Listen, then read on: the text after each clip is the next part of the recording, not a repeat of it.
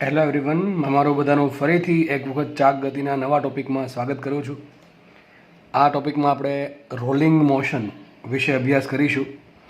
અને મારી સલાહ માનો તો મારું માનવું એમ છે કે નીટમાં દર વર્ષે લગભગ 99.99% પ્રશ્ન આમાંથી પૂછાય છે. આની થિયરી થોડી કટપટી છે એવું લાગે, તમને લાગી શકે, પણ હું એટલી જ થિયરી આની સરળ બનાવી દઈશ. પહેલી વાત તો એ. બીજી વાત, આના દાખલાની પ્રેક્ટિસ કરીશું આપણે. તમામ દાખલા સૂત્રના આધારિત પૂછાય છે, એમાં નવીન વધારે કંઈ આવશે નહીં. તો આવી થિયરી સમજવું બહુ ઇઝી પડી જાય કે જેમાં સૂત્ર પર આખો દાખલા પૂછાતા હોય. બરાબર, લોકો આમ તો છોકરાઓને એમાં વધારે મજા આવે કે સર સૂત્ર આધારિત દાખલા પૂછે તો મજા આવે, ચલો ખાલી વધારે કંઈ કોન્સેપ્ટ છે નહીં, ખાલી સૂત્ર યાદ રાખી લેશું એટલે દાખલા આવડી જશે, એવું થતું હોય છે. તો આ થિયરીમાં રોકડા માર્ક્સ મેળવવા એક પ્રશ્ન તમે ડેફિનેટલી આમાંથી એક્સપેક્ટ કરી શકો કે આવશે. એટલે આ થિયરી જે છે એ મોસ્ટ આઈએમપી લખીશું, બરાબર છે, નીટ માટે, ખાસ નીટ માટે. જીમાં પ્રશ્ન પૂછાઈ પણ શકે, ન પણ પૂછાઈ શકે, પણ ઇમ્પોર્ટન્સ તો વધારે છે જ આનું, બરાબર છે. હવે જીમાં આટલા બધા પેપર નીકળતા હોય એટલે કયો પ્રશ્ન ક્યાંથી પૂછાય એક્ઝેક્ટલી ના કહી શકે કે ભાઈ તારા ભાગમાં આ જ પ્રશ્ન આવશે, તારી બાજુમાં જે બેઠો છે એના ભાગમાં આ પ્રશ્ન આવશે, તારી બાજુમાં જે બેઠો છે એમાંથી ટોર્કમાંથી પ્રશ્ન આવશે. અરે ભાઈ, પેપર સાત આઠ પેપર નીકળે છે, બરાબર છે. એક શિપમાં લગભગ 6 થી 8 પેપર નીકળે, પછી એટલે એક આખા જાન્યુઆરી મહિનામાં, અને એપ્રિલમાં પણ પાછા 6 થી 8 પેપર નીકળે. આટલા બધા પેપર નીકળતા હોય તો કોના ભાગમાં કયા ટોપિકમાંથી પ્રશ્ન આવે એ કંઈ ખબર હોય નહીં. એટલે જીવાળાએ બધું કરવાનું છે. અને આગળ જઈને તમારે જીવાળા જે એન્જિનિયર બનવાના છે, સારા એન્જિનિયર, બરાબર છે, એમાં બધું પાછું કામ આવવાનું જ છે. એટલે અત્યારે શીખશો કે ત્યારે શીખશો. ઘણાના છે ને કોલેજમાંથી ફોન આવે સર આ કેમ આવતું, તમે કીધું કે બરોબર હતું, એ કંઈ સમજાતું છે નહીં. તો આપણે ત્યારે સમજવું કે અત્યારે સમજવું, બધું હરખું જ છે, બરાબર છે. તો ચલો સ્ટાર્ટ કરીએ. તો રોલિંગ મોશન મેન આપણો ટોપિક છે, રોલિંગ મોશન, બરાબર છે, રોલિંગ ગતિ. અને એક્ઝેક્ટલી વડાવો છે સરક્યા વિના ગબડતા પદાર્થો, બરાબર, સરકતા નથી. સરકવું શું છે એ તમને પછીના ટોપિકમાં સમજ પડશે, અત્યારે ખાલી જસ્ટ આપણે ઓવરવ્યૂ લેવાનું છે. તો એ રોલિંગ મોશન ભણતા પહેલાં આપણે 2 શબ્દો ભણવા જરૂરી છે, શુદ્ધ રેખીય ગતિ અને શુદ્ધ ચાક ગતિ. આ શું છે ચલો ડિટેલમાં ડિસ્કસ કરીએ આપણે. શુદ્ધ રેખીય ગતિ શું થાય? માનો કે એક એક્ઝામ્પલ લઈ લઈએ. ધારો કે આ કોઈ ઢાંકણું છે, બરાબર છે, પેનની નીબ. આ ધારો કે શુદ્ધ રેખીય ગતિ કરે મતલબ શું થાય? આ છે, માનો કે કોઈ ટ્રક છે, આ આગળ જાય છે, do do do do do do do do do, બરાબર, આગળ જાય છે, બરાબર, તો શુદ્ધ રેખીય ગતિ છે. આમાં શું થયું એક્ઝેક્ટલી? આપણે ડુ ડુ ડુ નથી ભણવાનું, આપણે શું ભણવાનું છે એ સમજવાનું છે. જુઓ, માનો કે આ પહેલો પોઈન્ટ લો, આ પેનના પોઈન્ટનો પહેલો પોઈન્ટ છે, આ બીજો પોઈન્ટ છે, એના કોઈ પણ ત્રીજો પોઈન્ટ છે. હું એમ કહું પહેલા પોઈન્ટનો વેગ 10 છે, બીજા પોઈન્ટનો વેગ કેટલો હશે? 10 જ હોય. એવું થોડુંક આનો વેગ 5 વધે નીચે પડી જાય, પછી આનો વેગ 3 છે, હજી નીચે પડી ગયો. શુદ્ધ માનો કે કોઈ ટ્રક જતો હોય, આખો ટ્રક જાય છે રસ્તા પર, તો ટ્રકના દરેક બિંદુનો વેગ કેવો હોય? દરેક બિંદુનો વેગ કેવો હોય? સરખો હોય, બરાબર છે. ટ્રકના બોડી જે છે દરેક બિંદુ સરખા વેગથી ગતિ કરતી હોય રસ્તા પર. એવું નહીં કે આગળનો ભાગ છે 10ના વેગથી ગતિ કરે છે, વચ્ચેનો 5ના વેગથી ગતિ કરે ને છેલ્લો છે એ સ્થિર થઈ ગયો. અરે ભાઈ, તો આમ ટ્રક જતો હોય તો ટ્રકના ઝીણા ઝીણા કણ આમ રસ્તા પર પડી જવા જોઈએ, કારણ કે તો પાછળ રહી જાય છે એટલે છૂટા પડી ગયા. એવું થાય નહીં. તો શુદ્ધ રેખીય ગતિની કન્ડિશન આ કે દરેક પદાર્થ પરના દરેક કણનો વેગ સમાન. વેગ સમાન મતલબ એમ થયું મૂલ્ય પણ સમાન હશે અને દિશા પણ સમાન હશે. અને દરેક કણનો વેગ કેટલો હશે? દરેક કણનો વેગ હશે સેન્ટર ઓફ માસ ના વેગ વીસી જેટલો. માનો કે આ કોઈ રેડ કલરનું પૈડું છે, એ શું કરે? શુદ્ધ રેખીય ગતિ કરે. શું કરે છે? શુદ્ધ રેખીય ગતિ. તો કન્ડિશન શું છે? એના પર જેટલા બી કણ છે, માનો કે કોઈ તકતી છે, તકતી આ શુદ્ધ રેખીય ગતિ કરે છે, બરાબર, તકતી આખી રેખીય ગતિ કરે છે. કેવી? શુદ્ધ રેખીય ગતિ. જો કે ખાલી રેખીય ગતિ બોલો તો પણ ચાલે, પણ શુદ્ધ શબ્દ આપણે એડ કરી દીધો છે. તો કન્ડિશન શું હોવી જોઈએ? એના પર જેટલા બી કણ છે દરેક કણનો વેગ સમાન હોવો જોઈએ. વેગ સમાન મતલબ એમ થયો દરેક કણનું મૂલ્ય સમાન હોવું જોઈએ, વેગનું મૂલ્ય સમાન હોવું જોઈએ, અને વેગની દિશા પણ સમાન હોવી જોઈએ. અને કેટલી હશે? સેન્ટર ઓફ માસના વેગ જેટલો. આ તકતીનું સેન્ટર ઓફ માસ અહીંયા હશે. સપોઝ કે આ જે તકતી છે એનો સેન્ટર ઓફ માસનો વેગ છે વીસી. કેટલો છે? વીસી. તો ચલો આનો વેગ કેટલો? વીસી. ચલો આ કણનો વેગ કેટલો? વીસી. આ કણનો વેગ કેટલો? વીસી. ઉપર એક્ઝેક્ટ ઉપરનો કણ એનો વેગ કેટલો વીસી જ છે, બધા સરખા. નીચે કણ છે એનો વેગ કેટલો વીસી. આ તીર છે બધા સરખા આવશે, બરાબર છે. આ કણનો વેગ કેટલો વીસી. આ સાઈડ કણ છે એનો કેટલો વેગ કેટલો વીસી. કોઈ પણ કણ ઉપાડો, ગમે એને ઉપાડો, એનો વેગ કેવો આવશે? સરખો જ આવશે, એક જ દિશામાં બધા. તો જો આ પ્રમાણે થતું હોય તો આવી ગતિને શુદ્ધ રેખીય ગતિ કહેવાય. એકદમ સિમ્પલ વાત છે, બરાબર છે. કે દરેક કણ, જેટલા બી કણ છે, દરેક કણનો વેગ સરખો હોવો જોઈએ. વેગ સરખો એટલે કે મૂલ્ય સરખું હોવું જોઈએ અને દિશા પણ સરખી હોવી જોઈએ. આ પ્રમાણે ગતિ થાય તો એને રેખીય ગતિ થાય. જેમ કે માનો કે આ પેન છે એ આગળ ગતિ કરે આ પ્રમાણે, તો બધા કણ જેટલા બી એના પર જેટલા બી કણ છે બધા એક જ દિશામાં ગતિ કરે છે અને એક જ સમાન વેગથી ગતિ કરે. એવું નહીં કે આજે વ્હાઇટ ઢાંકણ પાછળનું જે છે એ પાછળ રહી ગયું ઓછા વેગથી તો નીચે પડી જાય, બરાબર. એવું થતું નથી. એટલે એક્ઝેક્ટલી શું થાય? બધા કણનો વેગ સરખો છે, એક જ દિશામાં છે. સમજ પડે છે? તો આ ગતિ થઈ ગઈ શુદ્ધ રેખીય ગતિ. હવે આપણે જે સમજવાનું છે ને આ છે શુદ્ધ ચાક ગતિ. કારણ કે જો આ સમજાશે તો આપણને રોલિંગ ગતિ સમજાશે. હવે શુદ્ધ ચાક ગતિ કોને કહેવાય? ચલો આનું પાછું એક્ઝામ્પલ, આ પાછું નવીન આવ્યું શુદ્ધ ચાક ગતિ. સર ચાક ગતિ માંડ સમજાતું હતું, આમાં તમે શુદ્ધ શબ્દ ક્યાંથી નાખ્યો પાછો? શુદ્ધ ચાક ગતિ એટલે શું મળી? એવી ચાક ગતિ, શુદ્ધ ચાક ગતિ એટલે ચાક ગતિ એવી ટૂંકમાં વસ્તુ છે એ પ્રમાણે ચાક ગતિ કરતી હોય કે જેથી એનું સેન્ટર ઓફ માસનો વેગ 0 હોય, બરાબર છે. શું થાય? સેન્ટર ઓફ માસનો વેગ 0 હોય. ટૂંકમાં અહીંયા શુદ્ધ ચાક ગતિ માટે લખી શકાય શુદ્ધ ચાક ગતિ માટે શું થાય? VC is equal to 0. ટૂંકમાં જે ભ્રમણાક્ષ છે, માનો કે કણ છે, ટૂંકમાં જે વસ્તુ છે જેની આસપાસ ફરે છે એ ભ્રમણાક્ષ, કે તમે લખવું પડે ભ્રમણાક્ષ. આપણે એવું માનશું ભ્રમણાક્ષ અહીંયા છે, ક્યાં છે? સેન્ટર ઓફ માસ પર. હવે પછી જે પણ આપણે શુદ્ધ રોલિંગ મોશન સમજશું એમાં આપણે એવું માનશું કે ભ્રમણાક્ષ ક્યાં છે? સેન્ટર ઓફ માસ પર છે. ક્યાં છે? સેન્ટર ઓફ માસ પર છે. ટૂંકમાં ભ્રમણાક્ષ સ્થિર હોવી જોઈએ. જો ભ્રમણાક્ષ સ્થિર રહેતી હોય તેને શુદ્ધ ચાક ગતિ કહેવાય. ઇન શોર્ટ યાદ રહી જશે. ભ્રમણાક્ષ સ્થિર રહેતી હોય તો શું કહેવાય એને? Pure rotational motion. પંખો ફરે છે, પંખો વિચારો, પંખો ફરે છે. પંખો તો એની ધરીની આસપાસ ફરે છે. માનો કે પંખાના 3 પાંખડા દોર દઉં અહીંયા, 3 એની બ્લેડ છે, 3 બ્લેડ નોર્મલી હોય તો એ 3 બ્લેડ છે દોર દઉં તો એની જે ભ્રમણાક્ષ છે જો સ્થિર હોય, તમે જોયું, તમે ઉપર જુઓ, તમારે કદાચ ફરતો હોય તો એસીમાં બેઠા હોય તો અલગ વાત છે. તો પંખો ફરતો હશે એનું સેન્ટર ઓફ માસ અહીંયા વચ્ચે ધારો કે છે, બરાબર. તો જે ભ્રમણાક્ષ છે એ ભ્રમણાક્ષ પોતે સ્થિર રહી છે. તો આવી ગતિને શુદ્ધ ચાક ગતિ કહેવાય. ચલો મારે આમાં અલગ અલગ કણનો વેગ શોધવો છે. એની પહેલાં કહી દઉં તમને શુદ્ધ ચાક ગતિમાં. શુદ્ધ ચાક ગતિમાં બીજું શું થાય? ચલો કહું. IMP point. હવે જે લખું છું આઈએમપી પોઈન્ટ છે. દરેક કણ માટે ઓમેગા સમાન. એટલે આ સર આ હું લાવ્યા તમે ઓમેગા? પહેલા લેક્ચરમાં જાઓ, ચાક ગતિના પહેલા લેક્ચરમાં ઓમેગા શું હતું? કેટલો ખૂણો કાપે કેટલા સમયમાં. માનો કે એક કણ અહીંયા છે, 1 સેકન્ડમાં 30 ડિગ્રીનો ખૂણો કાપે છે, તો એની પાછળનો કણ કેટલો ખૂણો કાપશે? 30 ડિગ્રીનો જ કાપે. અરે ભાઈ, તો જ આ વસ્તુ આખી એમને બની રહીને જેવું છે. માનો કે આ કણ છે, આ કણ એ 30 ડિગ્રી આગળ આવે 1 સેકન્ડમાં, તો આ કણ કેટલો આમ જાય? 30 ડિગ્રી આમ જતો હોય, એ પાછળ રહી જાય કે ભાઈ આને 30 ડિગ્રી કાપ્યું તો આ 20 ડિગ્રી કાપે તો આ નડી જાય.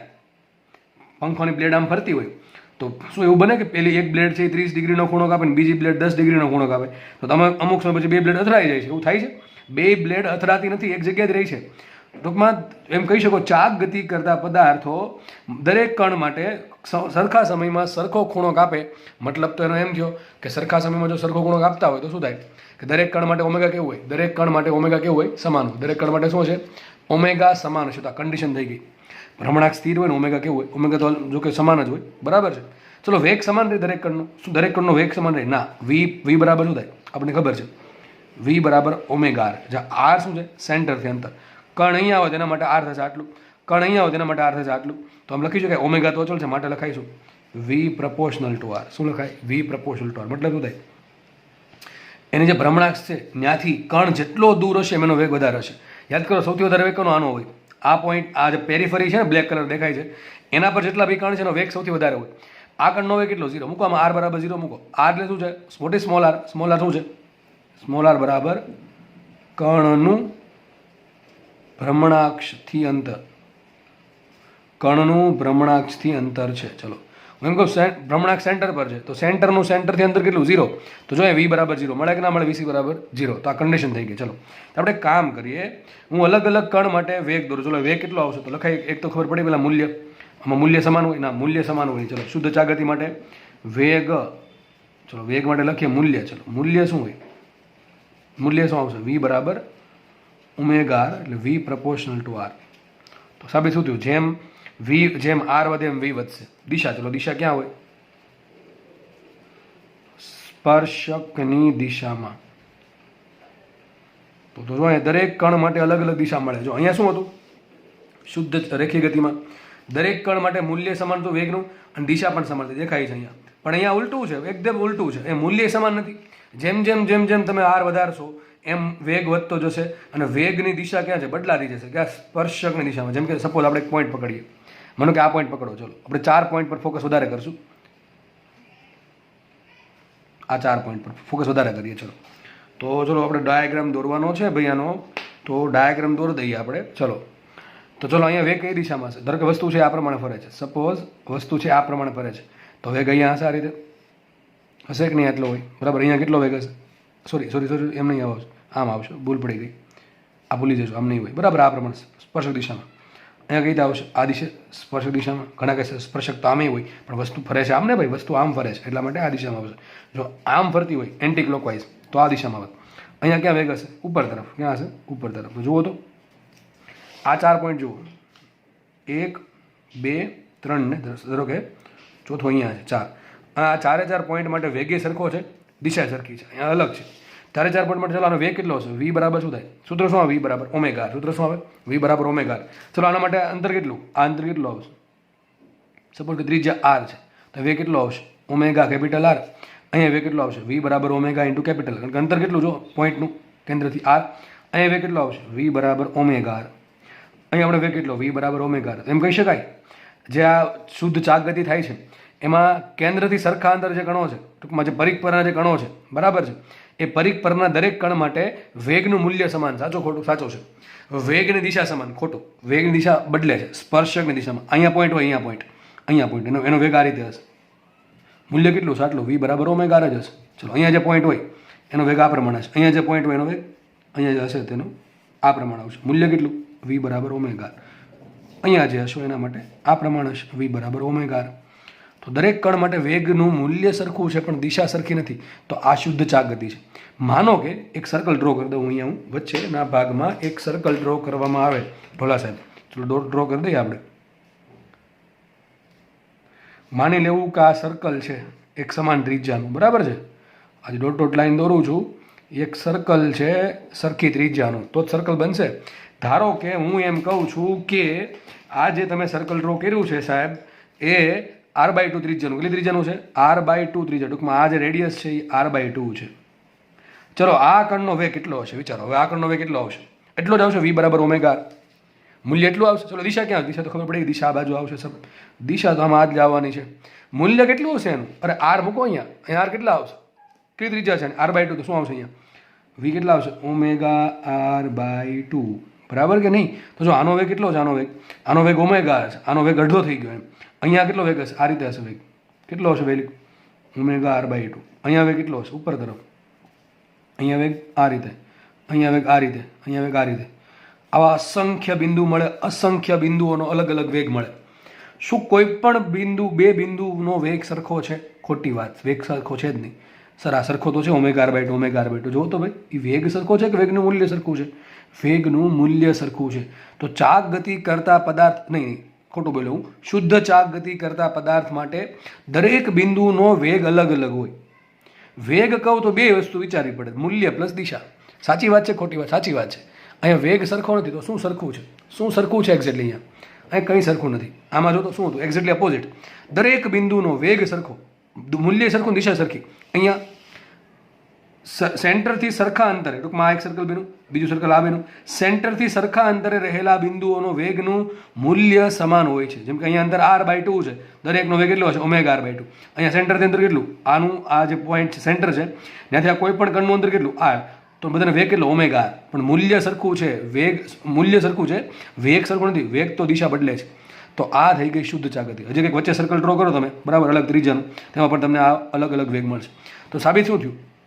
યાદ રાખજો, હું એ લખતો નથી. તમારે ચાહત હોય, તમારી ચાહત અંદરથી થોડીક પણ એમ બરાબર છે, તો ચાહત અનુસાર ચોપડામાં લખી નાખું ક્યાંય કે ભાઈ શુદ્ધ ચાક ગતિમાં સેન્ટરથી જેમ જેમ પરિઘ તરફ જવામાં આવે તેમ વેગનું મૂલ્ય વધતું જાય છે. સાચું ખોટું? સાચું.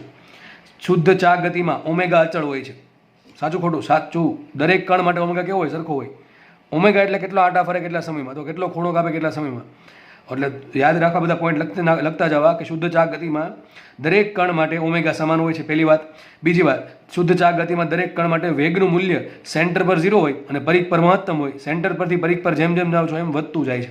સમજ પડે કે નહીં પડે ભાઈ? કુછ પલ્લે પડ રહા નહીં પડ રહા? બરાબર છે? આ બધું બકવાસ કરું છું, આ બધું બકવાસ મગજમાં ઉતારવો જરૂરી છે ભાઈ, બરાબર છે? આગળ વધીએ. શુદ્ધ ચાક ગતિમાં જે સેન્ટર છે, જો એના પર ભ્રમણાક્ષ લેવામાં આવે તો ભ્રમણાક્ષ કેવી હોય? સ્થિર હોય. એટલે કે સેન્ટર માટે વીસી કેટલા હોય? 0.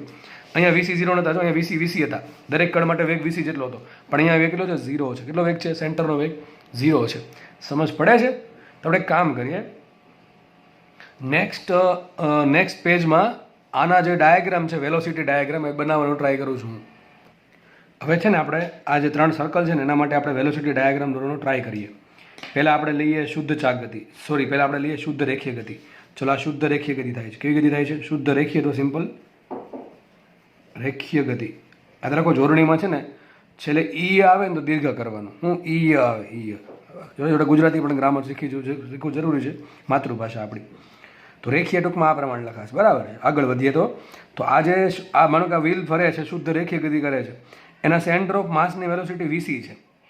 ચલો, આ પોઈન્ટની વેલોસિટી કેટલી હશે? વીસી જશે. આની વેલોસિટી, આ નીચે જે પોઈન્ટ હશે એની વીસી. આ પોઈન્ટની વેલોસિટી કેટલી? વીસી.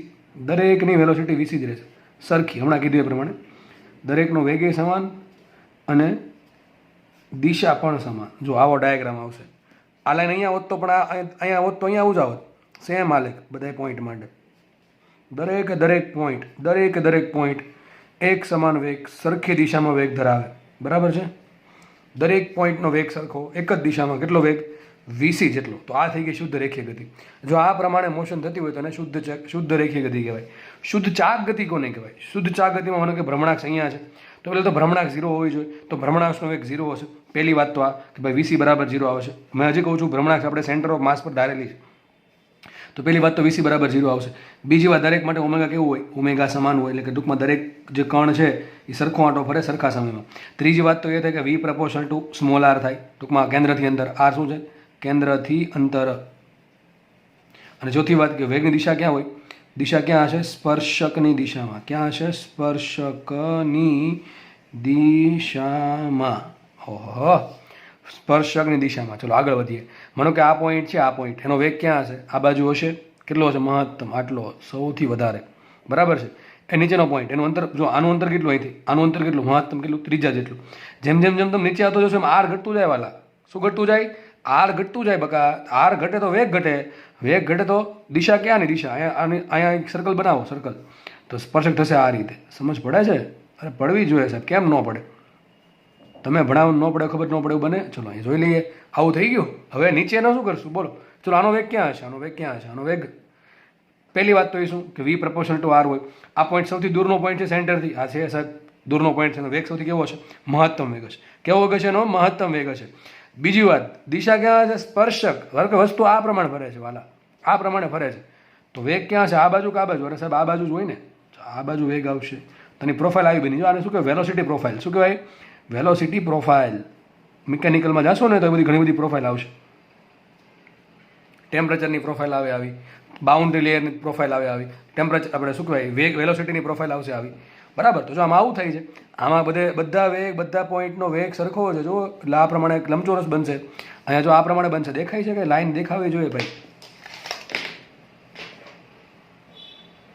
હા, બહુ ગીરી. ચલો જોઈ લઈએ. આ પ્રમાણે દેખાય છે પ્રોફાઇલ. જુઓ પ્રોફાઇલ. આની વેલોસિટી 0 છે. કેમ આ બાજુ એવું ને આ બાજુ? અરે ભાઈ ફરે છે એમ છે, સ્પર્શકની દિશામાં છે એટલે આ રીતનું આવ્યું. માનો કે આ વસ્તુ શુદ્ધ ચાક ગતિ કરતી હોય તો આ કઈ ગતિ થઈ ગઈ? શુદ્ધ ચાક ગતિ. શુદ્ધ ચાક ગતિ. ચલો, આ પણ વસ્તુ શુદ્ધ ચાક ગતિ કરે છે. મારે આ પોઈન્ટ લેવો છે તો આ પોઈન્ટનો વેલોસિટી આ બાજુ હશે કે નહીં હોય? એ નીચેનો પોઈન્ટનો વેલોસિટી થોડો ઘટી જશે આ રીતે. અરે થાય કે ન થાય?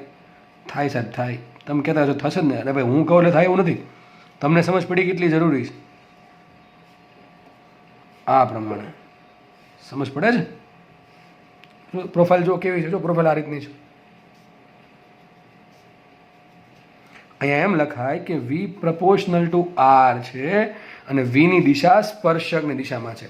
તો આ બધી ગતિ કઈ થાય? આ પણ શુદ્ધ ચાક ગતિ છે. આ કઈ ગતિ છે? શુદ્ધ ચાક ગતિ છે. આ કઈ છે? શુદ્ધ રેખીય ગતિ. કઈ છે? શુદ્ધ રેખીય ગતિ. સમજ પડે છે? કે નહીં પડતી? પડવી જોઈએ સાહેબ, કેમ ન પડે? તો આટલો ખ્યાલ આવી ગયો કે શુદ્ધ રેખીય ગતિમાં અને શુદ્ધ ચા ગતિમાં શું ડિફરન્સ છે. બરાબર છે. પહેલી વાત, શુદ્ધ રેખીય ગતિમાં એક જ વસ્તુ આવે, સેન્ટર ઓફ માસનો જેટલો વેગ છે બધા જ કણનો વેગ એટલો જ છે ને એ દિશામાં છે.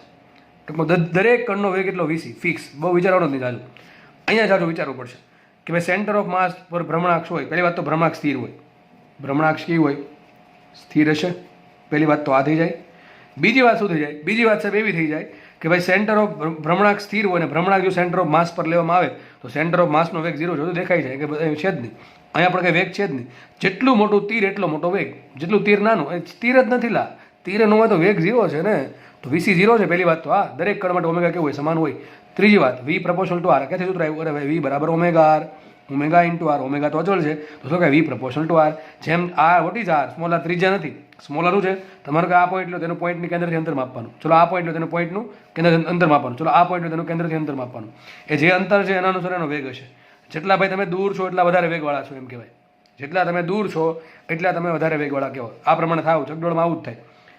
મને કોઈ ભવિષ્યમાં આવું ચકડોળ બને, ભવિષ્યમાં આવું ચકડોળ બને. ચલો ચકડોળ જ જોતું આપણે એક એવી રાઈડ છે સમજીતી રાઈડ. કેવી રાઈડ? સમજીતી. ધારો કે એમાં પેલી રકાબીવાળું, એક રકાબી અહીંયા છે, એક રકાબી અહીંયા છે ને આ એનું સેન્ટર છે.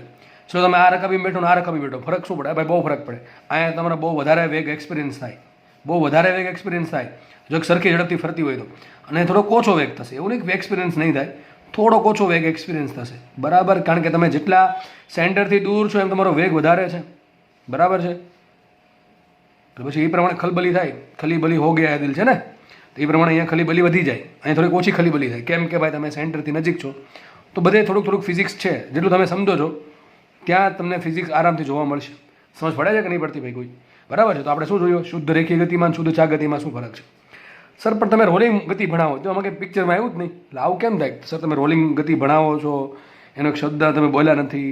હકીકત કંઈ નથી. હકીકત એવી છે, શુદ્ધ રેખીય ગતિ, શુદ્ધ રેખીય ગતિ પ્લસ, સર જોડણી ખોટી, વાંધો ને ચાલશે, પ્લસ શુદ્ધ ચાક ગતિ ભેગી કરો તો શું મળે? શુદ્ધ રોલિંગ ગતિ. શું મળશે? શુદ્ધ રોલિંગ મોશન. ખપડી ગઈ? તો તમને શુદ્ધ રેખી ગતિ આવડતી હોય, શુદ્ધ ચા ગતિ હવે તો આવડી જ ગઈ છે. બેનું એડિશન કરવાનું છે ખાલી. આ સર્કલમાં આ સર્કલ નાખી દો તો જે ત્રીજું જે સર્કલ બનશે કોનું બનશે? શુદ્ધ રોલિંગ ગતિનું બનશે. કોનું બનશે? શુદ્ધ રોલિંગ ગતિનું બનશે. તો ભાઈ તમને જો ઇન્ટરેસ્ટ પડ્યો હોય, બરાબર છે, તમારે જાણવું હોય કે શુદ્ધ રોલિંગ ગતિનું પેલું જે સર્કલ છે કેમ બનશે, તો એના માટે થોડુંક તમારે વેઇટ કરવો પડશે નવા લેક્ચરનો. પણ તમે જ્યાં સુધીમાં આ લેક્ચર જોતા હશો ત્યાં સુધીમાં તમને નવો લેક્ચર મળી જશે. તો જેટલી ક્યુરિયોસિટી છે, બરાબર છે, એટલો ફટાફટ આ લેક્ચર પૂરો કરી નવો લેક્ચર જોઈ લો કે જેમાં તમને શું જાણવા મળશે? શુદ્ધ રોલિંગ ગતિ જાણવા મળશે. તો મળીએ નેક્સ્ટ લેક્ચરમાં. હું શૈલેષ ઢોલા ફરીથી એક વખત તમારું બધાનું શુદ્ધ રોલિંગ ગતિના નવા લેક્ચરમાં સ્વાગત કરીશ. બરાબર છે? ત્યાં સુધી જેટલું બી સમજાવ્યું છે વ્યવસ્થિત સમજી લેવું. જો એ નહીં સમજ પડે તો આ ખાલી ગોખવાનું થશે. અને ગોખવા માટે છેલ્લે તમને ખાલી 4 સૂત્ર આપી દઈશ. એ 4 સૂત્ર ગોખી નાખશો ને તોય કંઈ વાંધો નહીં આવે. બરાબર? પછી તો દાખલો નહીં આવડતો મારી ગેરંટી નથી એની. બરાબર છે? ઓકે, તો ચલો મળીએ. થેન્ક યુ સો મચ અને જરૂરથી જય હિન્દ.